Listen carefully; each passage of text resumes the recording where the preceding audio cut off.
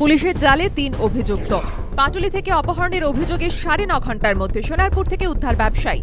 ঘটনার সূত্রপাত বুধবার বিকেলে পাটুলি গৌরাঙ্গ মন্দির রোড এলাকার বাসিন্দা পুরনো গাড়ির ব্যবসায়ী এক যুবকের দাবি, বুধবার অমিত পাল নামে এক পরিচিত তাকে ফোন করে রবি মোড়ে ডাকেন। বলেন এক ব্যক্তি গাড়ি কেনার জন্য ২০,০০০ টাকা অগ্রিম দিয়েছেন, তিনি যেন ওই টাকা নিয়ে যান। বিকেল ৩টেয় গেলে অমিত তাকে গাড়িতে করে সোনারপুর কামালগাজী যাওয়ার কথা বলেন। সেখানে অমিতের আরো কয়েকজন সঙ্গী ছিলেন। অভিযোগ, গাড়ি ছাড়ার পরে ওই যুবককে ব্যাপক মারধর করা হয়। ব্যবসায়ীর দাবি, তার কাছে স্ত্রীর এটিএম কার্ড ছিল। অভিযোগ, ভয় দেখিয়ে সেই এটিএম কার্ড দিয়ে ৩৭,০০০ টাকা তুলে নেয় দুষ্কৃতীরা। এরপর তাকে নিয়ে সোনারপুর রাজডাঙ্গার একটি ঘরে আটকে রাখা হয়। বাড়িতে ফোন করে মুক্তিপণ বাবদ ৯৭,০০০ টাকা চাওয়া হয়।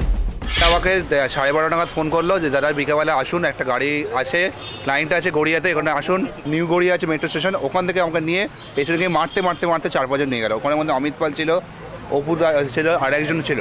বাবাকে ফোন করেছে, বাবাকে ফোন করার পর হুমকি রাখা, তারপর আমার ওয়াইফকে ফোন করে বলছে টাকাটা নিয়ে আনুন ৯৭,০০০, তাহলে 97,000। এটিএমের কাছে যা আমার পয়সা ছিল, আমার ওয়াইফের অ্যাকাউন্টে এটিএমে যা টাকা ছিল সব নিয়ে নিয়েছে। ৩৭,০০০ টাকা পুরো তুলে নিয়েছে। ওই রাতেই ব্যবসায়ীর পরিবার পাটুলি থানায় অভিযোগ দায়ের করে। এরপরে দুষ্কৃতীদের ধরতে ফাঁদ পাতে পুলিশ।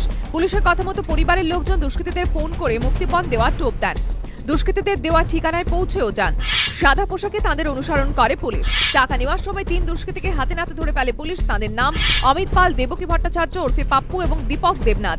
ধৃতদের বিরুদ্ধে অপহরণের মামলা রুজু করেছে পুলিশ। বৃহস্পতিবার তাদের আলিপুর আদালতে তোলা হয়। পুলিশ জানিয়েছে এই ঘটনার সঙ্গে আরও একজন জড়িত, তাঁর খোঁজে তল্লাশি চলছে। যদিও ধৃতদের দাবি, পাটুলির ওই ব্যবসায়ী চাকরির চোখ দিয়ে তাঁদের কাছ থেকে টাকা নিয়েছিলেন, কিন্তু চাকরির না মেলায় টাকা উদ্ধারের চেষ্টা করেন তারা। জেনে শুনে ওরা একটা মিথ্যে এফআইআর করেছে যে ওই ৩ জন ব্যক্তি আমার যারা মক্কেল, তারা নাকি গতকাল ওই ভদ্রলোককে জোর করে অপহরণ করে নিয়ে গিয়েছিল টাকা পাওয়ার জন্য। আমি এর সুবিচার চাই এবং এর সুবিচার পাওয়ার জন্য যদি আমার মক্কেলের জন্য উচ্চ আদালত এবং সর্বোচ্চ আদালতে যেতে হয়, তাও আমি যাব, to prove that my client is a honest. Police জানিয়েছে, যে গাড়িতে করে ওই ব্যবসায়ীকে অপহরণ করা হয়েছিল, সেই গাড়ি এবং ব্যবসায়ীর স্ত্রীর ৩৭,০০০ টাকা উদ্ধারের চেষ্টা চলছে। পার্থপ্রতিম ঘোষ ও প্রবীর চক্রবর্তীর রিপোর্ট, এবিপি আনন্দ, কলকাতা।